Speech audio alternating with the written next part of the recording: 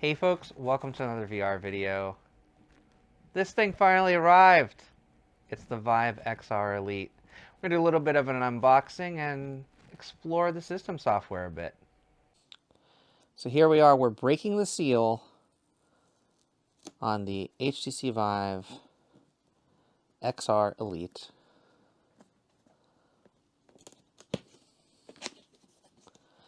It is 99.99% eco-friendly packaging, all made out of paper.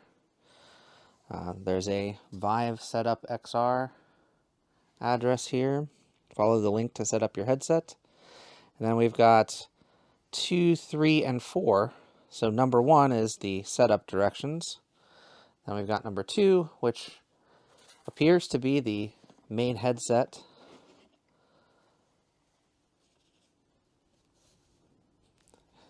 There's no way this is the actual headset. This is a very, very, very, very small box. I'm assuming the actual headset is in the small package here that has kind of egg crate material below it. So it's in the little soft travel bag. This soft travel bag will work great if you have the Vive XR Elite in glasses mode, but if you're using it in the full headset mode, it's not going to fit anymore because it's not going to fold anymore. But this is essentially what the device looks like in glasses mode. It's actually already got the glasses mode arms on it, and then you'll connect this USB-C cable to a power source. So very, very similar to the HTC Vive Flow. We've got directions on how to use the diopters here. This will also double as a lens protector over time. Nobody ever uses these. They usually throw these out, but best lens protector you can get is the one that comes in the box usually. Put that aside here. So I think this is just cardboard, but it does have some weight to it, so there may be some user manuals inside. Go ahead and try to open that up, and there are indeed both user manuals and cables. So we have several cables. We've got the top strap cable, which people said was not shipping in the box. Surprise, it's right here. You do not have to spend extra money on the top strap cable here. It is right here. And it looks like just one long USB-C to USB-C cable for the headset. So that's what's in the box, along with some handy lengthy book for limited warranty, lengthy book for, looks like, again, just kind of the safety and regulatory information for the headset.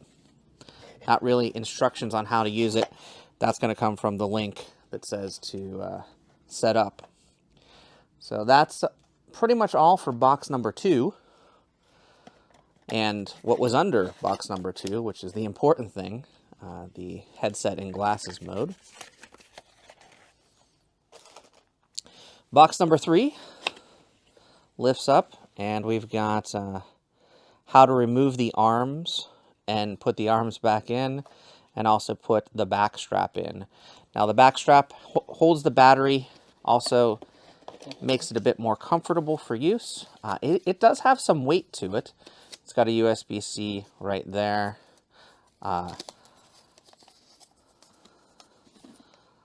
There's a sticker over it, but there's a Vive logo right there. There is the cable that you'll plug into the back of the headset itself. That cable that was hanging off of the glasses mode headset. And obviously the charging is going to go through this top USB-C here. And all this paper will come off eventually. I like keeping that on as long as I can to keep it from getting scuffed or things of that nature. There is nothing underneath that except more cardboard. Just checking to see if this little box has anything. It does not. It was just there.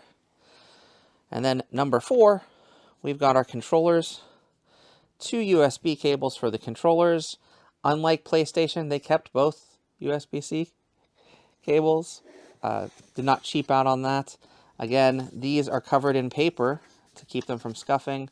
I will take apart the white paper on the controllers, but I'll leave the left and right rings.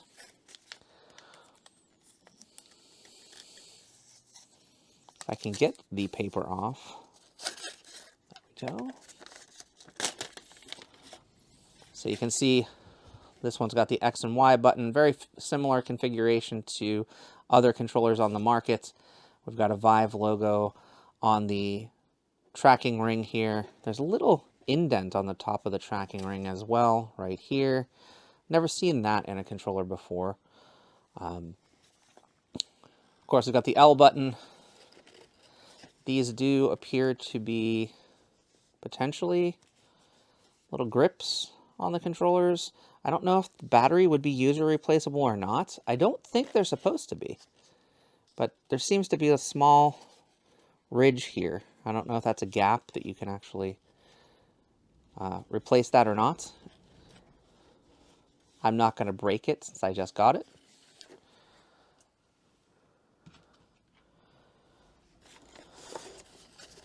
And then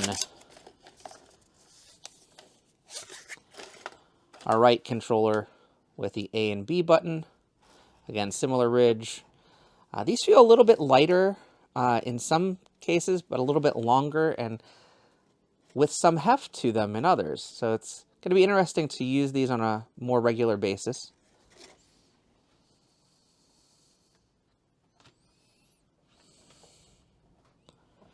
And then underneath that paper,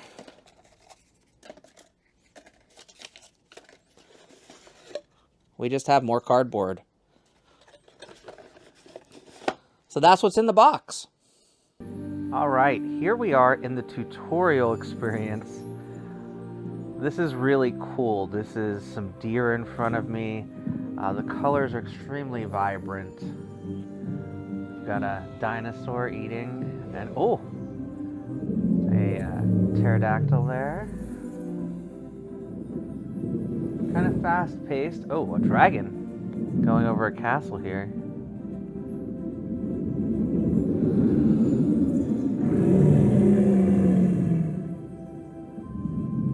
Oh, a ship sailing through what looks to be an actual city here. And now the Viveport little landing capsule here. Cool. That was a very cool little intro. So we've got 3 different tutorials we'll go through. We've got the headset comfort tutorial. Welcome to the Headset Comfort Guide. This tutorial will teach you how to adjust your headset for comfort and clarity. So we're going to put our controllers down Press for now. the headset button to continue. Because we're actually going to just do this in the headset. First, take off your headset and carefully remove the magnetic face cushion. So this actually helps you Set to both diopter dials to dial 0. Then put your headset back on. diopters Press the headset button to continue. to your prescription. And what's awesome is that dial is actually really close the way that it does it. So we'll show you here. A quick note before we It start. actually closes Turn your the right diopter eye. dials nice and slow so you don't over-adjust them and potentially strain your eyes. Now, turn the left diopter dial to bring the image into focus. When you're done, press the headset button to continue. So what it looks at is it's actually covering my right eye right now. And you want to bring those green bars into focus. And it actually worked spot on to my actual prescription on both my left and right eye without me realizing it. I didn't have my eyeglass prescription in front of me or anything. I actually looked at it for reference a little while after because I was worried that the diopter was wrong. Now, turn the right diopter dial to bring the image into focus. When you're done, press the headset button to continue. And again, the same similar adjustment on the right eye. When you're finished adjusting the diopters, remove your headset and reattach the face cushion. Then, put your headset back on and press the headset button to continue.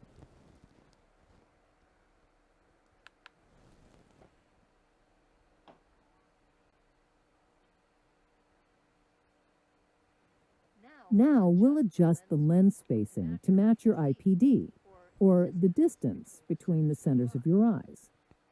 Press the headset button to continue. Now let's adjust the volume. You can find the volume control on the top of the left temple. Adjust the volume to a comfortable level. Then, press the headset button to continue. For your safety, stay inside the virtual safety boundary at all times.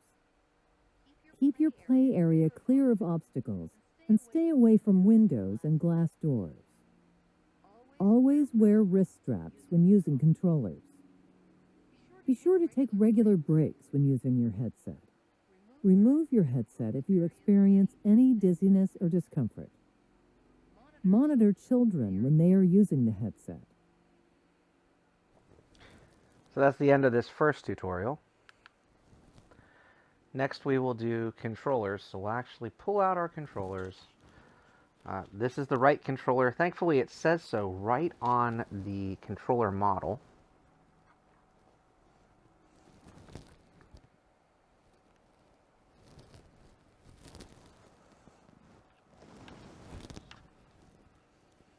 And our left controller is actually not powered on right now because I was actually doing a demo that required hand tracking in one controller and hand tracking on one hand and a controller in another. Welcome to the controller tutorial. To get started, hold your controllers out in front of you.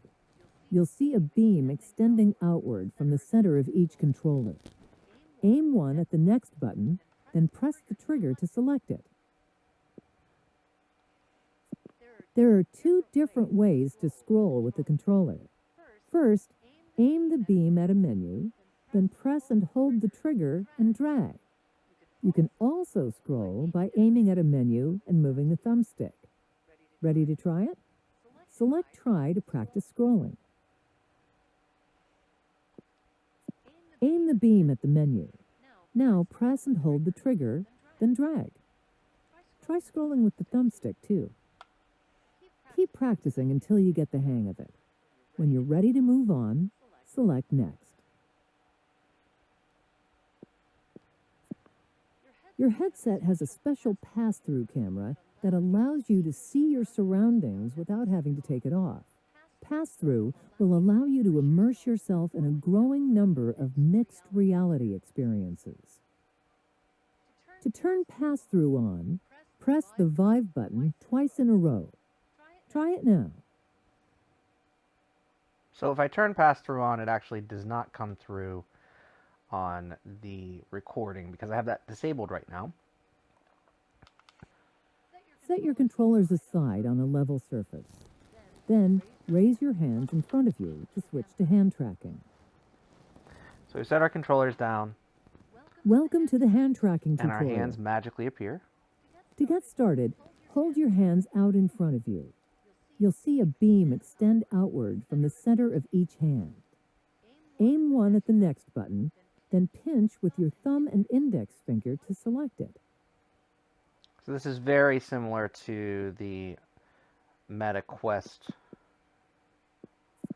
To scroll, navigation. aim here. at a menu, then pinch and drag.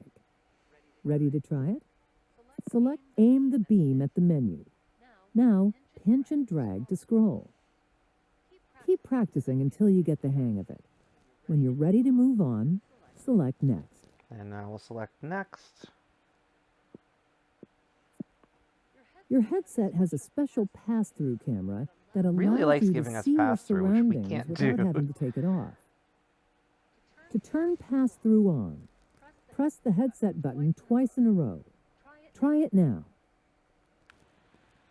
And Next. Last, we'll learn about the VIVE menu.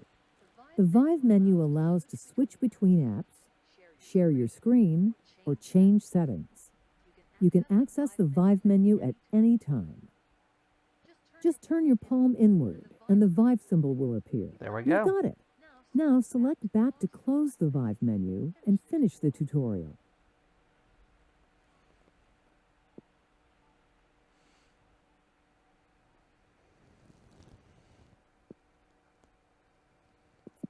You're all set. Yeah, Now, we're all set. select Close to dive into VR.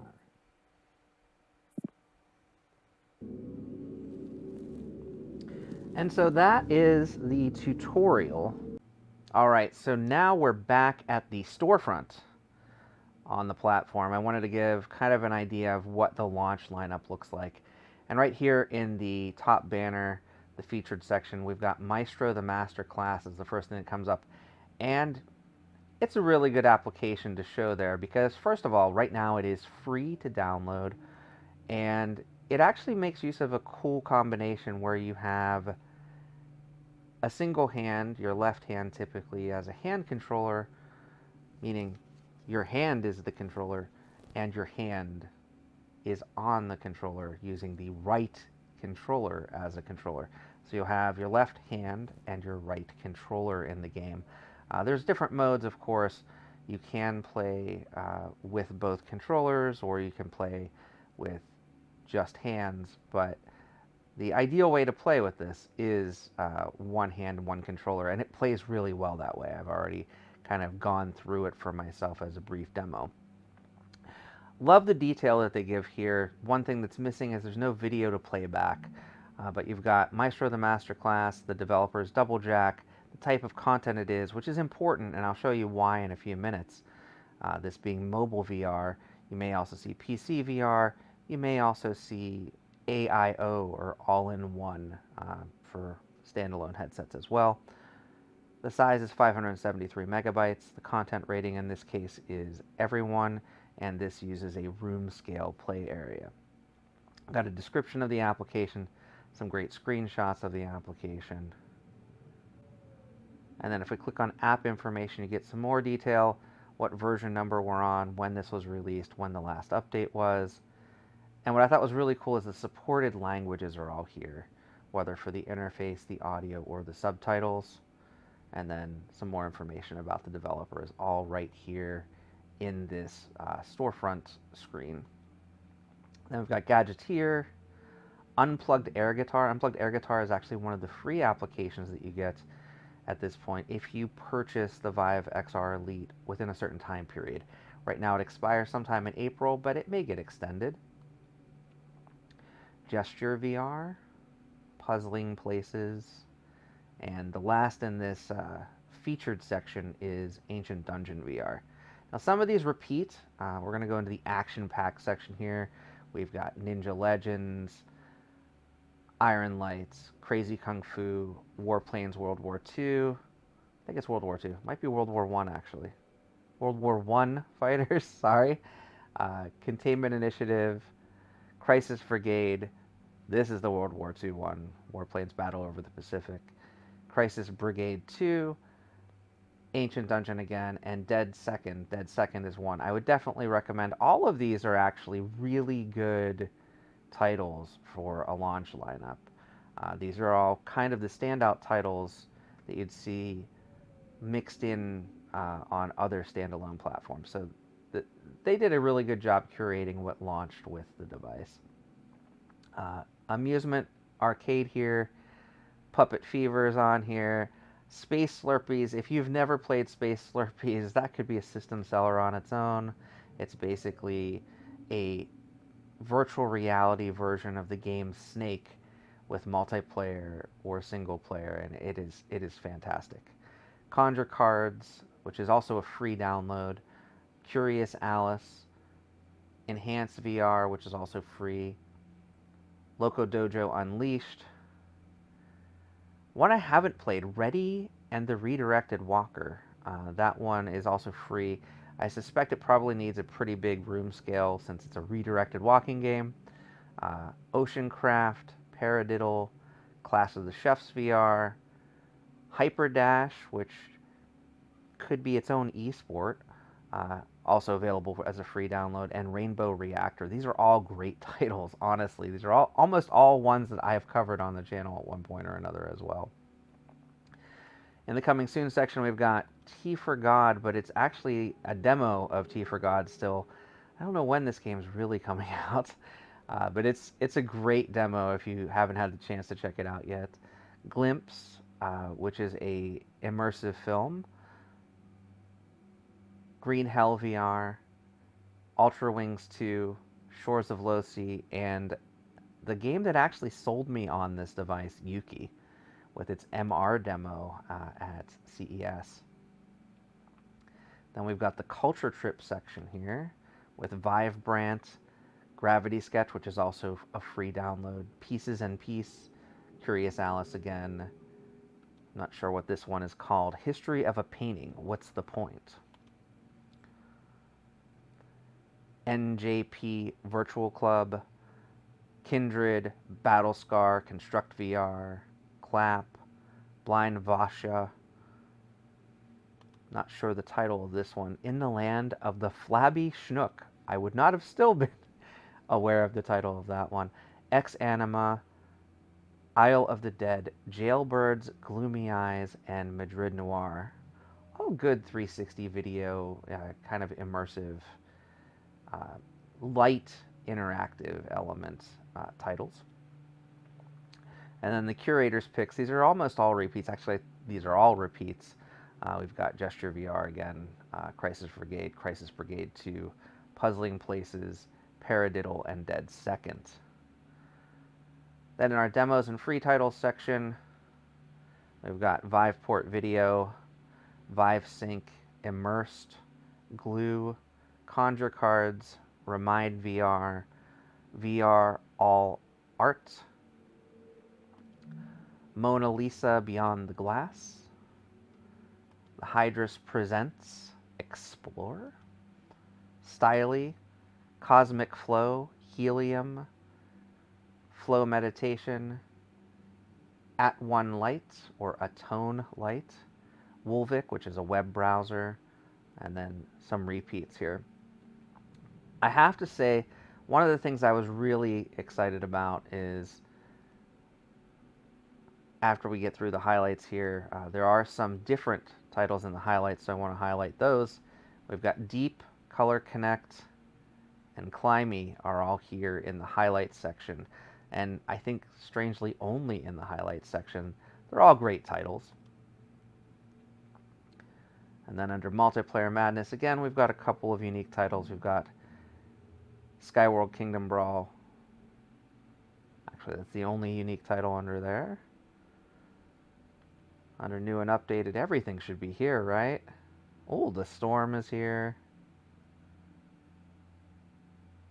Kartoffel, another great one. New Adventures, Down the Rabbit Hole is here. Mare, oh, Mare is a great game. I might have to pick that up.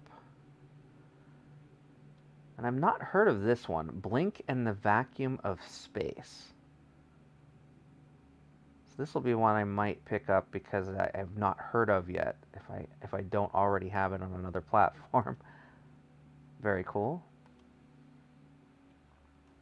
And that's pretty much it right now for the storefront. Oh, I'm remiss in mentioning Last Labyrinth, another great title. But one of the things I do also want to mention is preloaded on the device comes the tutorial phone mirroring Engage, which is a application that you can use for social engagement, but also for like meetings and conferences. You can host those within the Engage platform. It's not strictly business, but if you have a class you want to teach or workshop or things, it's fantastic for those types of things. Cosmic Flow is already pre-installed as well. It's a meditation relaxation application.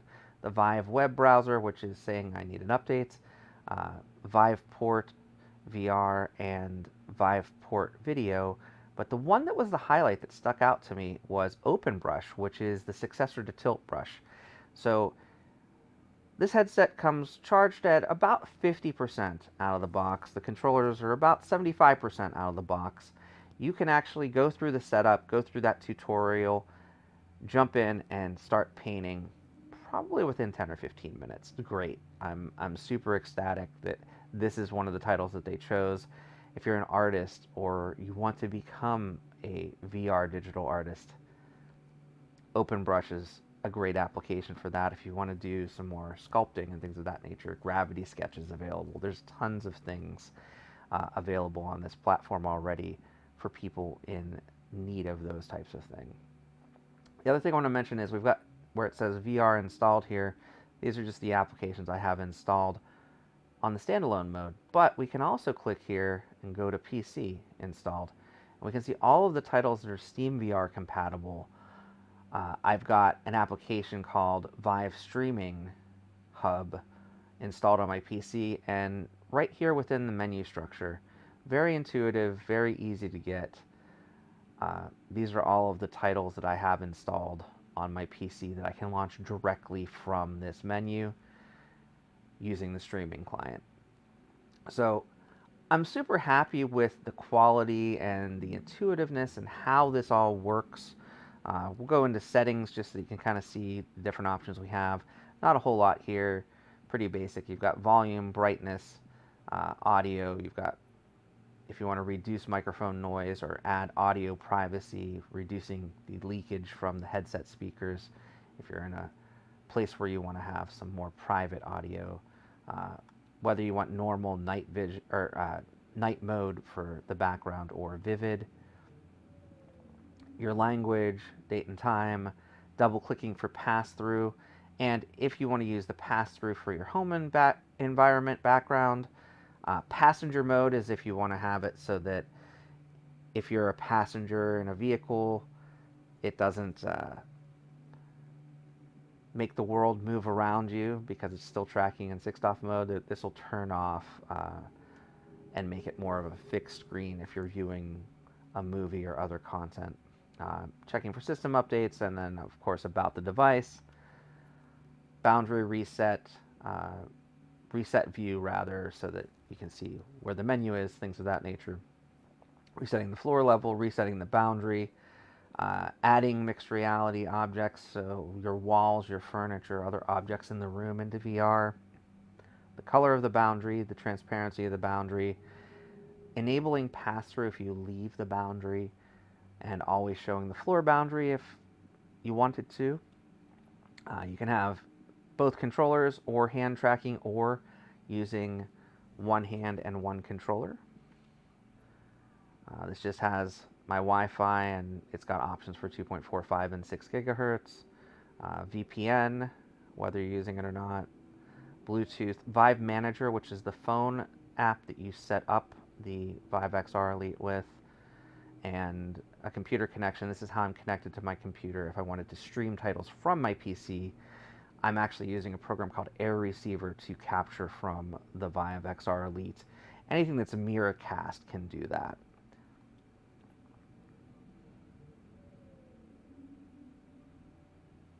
Under storage, we've got 128 gigabytes available of internal memory. Not a whole lot, but pre-installed plus some of the free applications, I've only used around 24 gigabytes. We've got Conjure cards, of course, all of the different applications I've installed thus far, and the ones that come pre-installed. And then under advanced, we've got allow unknown sources, a kiosk mode, beta features. Now this one, when I clicked on it, I always want to be in a beta, right? You actually have to email the Vive team to get added to the beta. I think they'll ask for the serial number of the headset. Under developer options, we've got USB debugging, USB compatibility mode. It says to turn this on when USB connections aren't detected. And then high performance mode, which was on by default, and I've left on. I'm not sure what it actually is doing at the current time.